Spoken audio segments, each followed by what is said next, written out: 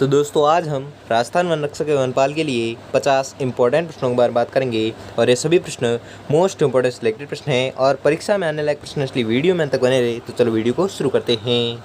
तो आपका पहला सवाल है कि संयुक्त राष्ट्र संघ की स्थापना कब हुई। तो संयुक्त राष्ट्र संघ की स्थापना हुई थी 24 अक्टूबर 1945 को। ठीक है, 24 अक्टूबर 1945 को संयुक्त राष्ट्र संघ की स्थापना हो गई थी।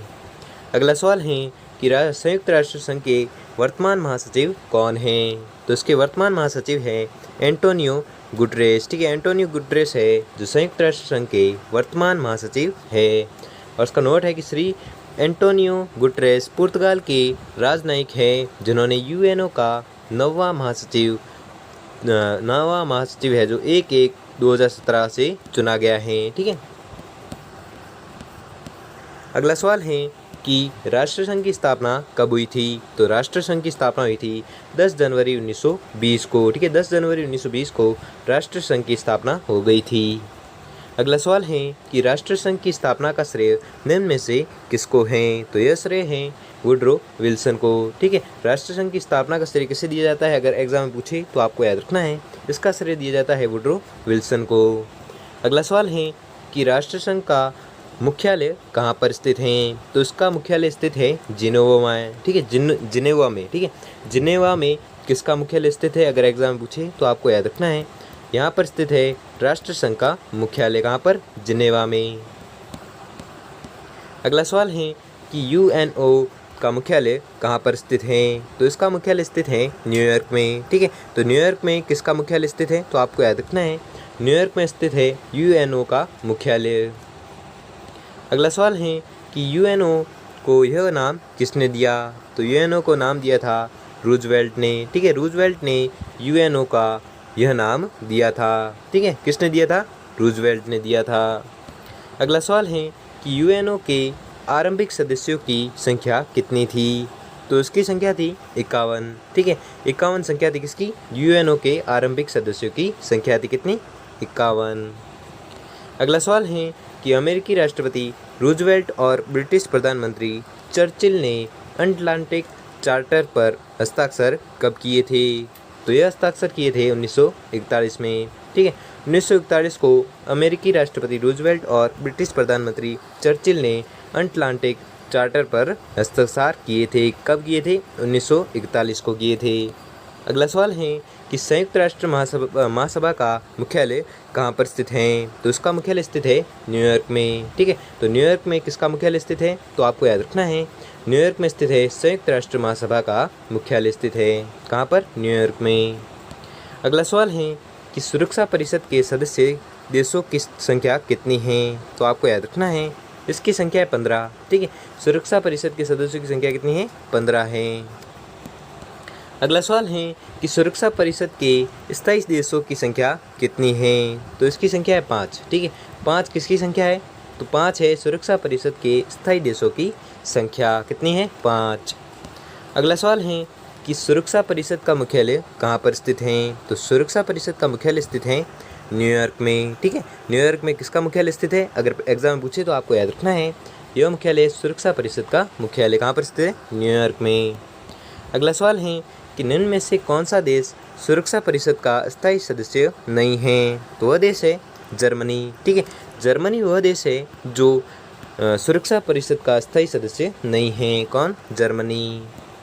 अगला सवाल है कि सुरक्षा परिषद के अस्थायी सदस्यों का चुनाव कितने समय के लिए किया जाता है। तो यह किया जाता है 2 वर्षों के लिए। ठीक है, सुरक्षा परिषद के अस्थायी सदस्यों का चुनाव है कितने समय के लिए किया जाता है, अगर एग्जाम पूछे तो आपको याद रखना है, यह किया जाता है 2 वर्षों के लिए। अगला सवाल है कि सुरक्षा परिषद के अस्थायी सदस्यों की संख्या क्या है। तो इसकी संख्या है 10। ठीक है, 10 संख्या किसकी है, सुरक्षा परिषद के अस्थायी सदस्यों की संख्या है कितनी, 10। अगला सवाल है अंतर्राष्ट्रीय न्यायालय में जजों की संख्या कितनी होती है। तो इसकी होती है 15। ठीक है, 15 संख्या होती है किसकी, अंतर्राष्ट्रीय न्यायालयों में जजों की संख्या होती है कितनी, 15। अगला सवाल है कि अंतर्राष्ट्रीय न्यायालय के न्यायाधीशों का कार्यकाल है तो कितने वर्ष का है। तो आपको याद रखना है, यह कार्यकाल है 9 वर्ष का। ठीक है, 9 वर्ष का कार्यकाल है किसका, अंतर्राष्ट्रीय न्यायालय के न्यायाधीशों का कार्यकाल है कितना, 9 वर्षों का। अगला सवाल है कि अंतर्राष्ट्रीय न्यायालय के न्यायाधीशों को नियुक्त कौन करता है? तो इसको नियुक्त करता है एक और दो दोनों, सुरक्षा परिषद और महासभा, ये दोनों हैं जो अंतर्राष्ट्रीय न्यायालय के न्यायाधीशों की नियुक्ति करता है। इसके आपका राइट आंसर हो जाएगा ऑप्शन नंबर 3। अगला सवाल है कि खाद्य एवं कृषि संगठन का मुख्यालय कहाँ पर स्थित है? तो इसका मुख्यालय स्थित है रोम में। ठीक है, रोम में किसका मुख्यालय स्थित है? तो आपको याद रखना है रोम में स्थित है खाद्य एवं कृषि संगठन का मुख्यालय स्थित है कहाँ पर? रोम में। अगला सवाल है कि यूनेस्को का मुख्यालय कहाँ पर स्थित है? तो यूनेस्को का मुख्यालय स्थित है पेरिस में। ठीक है, तो पेरिस में किसका मुख्यालय स्थित है? अगर एग्जाम पूछे तो आपको याद रखना है पेरिस में स्थित है यूनेस्को का मुख्यालय। अगला सवाल है कि विश्व स्वास्थ्य संगठन का मुख्यालय कहाँ पर स्थित है?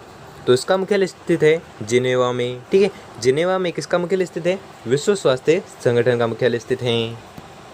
अगला सवाल है कि अंतर्राष्ट्रीय मजदूर संगठन जिसका मुख्यालय जिनेवा में है, इसकी स्थापना कब हुई? तो इसकी स्थापना हुई थी 1919 में।